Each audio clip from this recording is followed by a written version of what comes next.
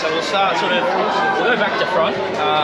You know, we've got fair bits of everything here. So, you know, in all the cases here, these are, a lot of times, these are a bit of sort of spare bits of equipment. So we like to keep, you know, everything that we could possibly need in our kits just in the back here. And then we've obviously got plenty of spares, you know, all along here. So up here we've got our maternity kits and a bit of extra miscellaneous. And then this whole area here is just to manage just any of our respiratory conditions, you know, sort of no matter how severe it is or the size of the patient themselves. And then as we come over to this side, these are, you know, they're all labelled as well for our sort of idiot brains, but we've got all our trauma here. So we've got our collars if someone's, you know, got a potential spinal injury, and then we've got all our big gauze and pads and bandages over here. And then we've got all these drawers. They're empty at the moment, but these will have all bits and pieces of just, you know, they've got our all our cannulation equipment for putting needles in people and trying to flush those through and making sure that that's all sweet. Plus up here we've got a few ECG dots if we're doing ECGs on people, which will normally connect up to our monitor that'll be sitting here.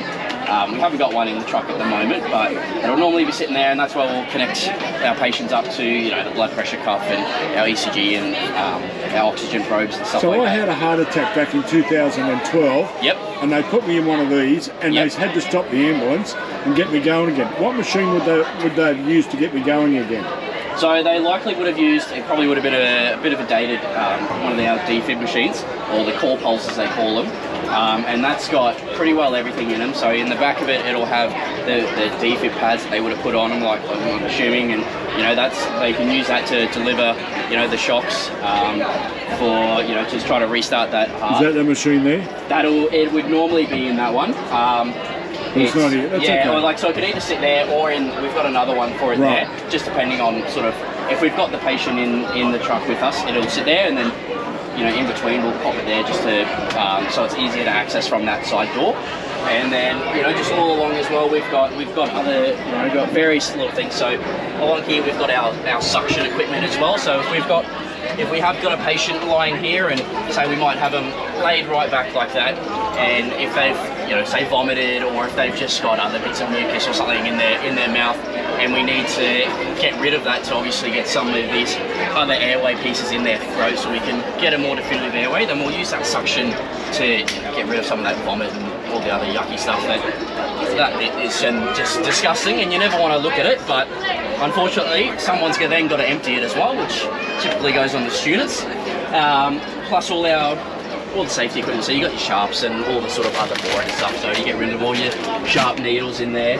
And then these kits are the ones that's where all the fun stuff is. So that's where, you know, they're empty at the moment, but that's typically where all the drugs will be kept. We'll also have our oxygen, oxygen kits in there, which are the big blue ones, and that'll have the oxygen tank in there. Plus, as we said, just much more of this, and then these are just all the spares that we'll have. So we've got plenty of stuff for all, you know, shapes and sizes of people in there. So yeah, there's heaps here. Plus we've got more of our trauma kits and stuff like that. So we've got pretty well everything we could possibly need in these, and then it's just a matter of finding the space and time and sort of doing that and just managing as best you can. So if you've got somebody that's in a critical condition, you can really keep them alive until you get them to the hospital. Exactly, and that's our main goal, is to keep them alive and as healthy as we can as long as possible, to then get them to that hospital for the more definitive care. Because being in a small enclosed place like this, there is only so much we can do, and an ambulance is pretty gross environment with germs everywhere, so you know, you don't want to be cutting people open if you can avoid it. And yeah, so there's plenty of this. This one's only a brand new one, so it hasn't actually been on the road, so it's missing a few extra bits and pieces of like radio equipment, and even, you know, there's often there'll be a fridge in there for bottled water and stuff. But yeah, so I think that's pretty well everything. But thank you very much. And there you go. Thank you. Thank you, sir. Thank you. Have a good one.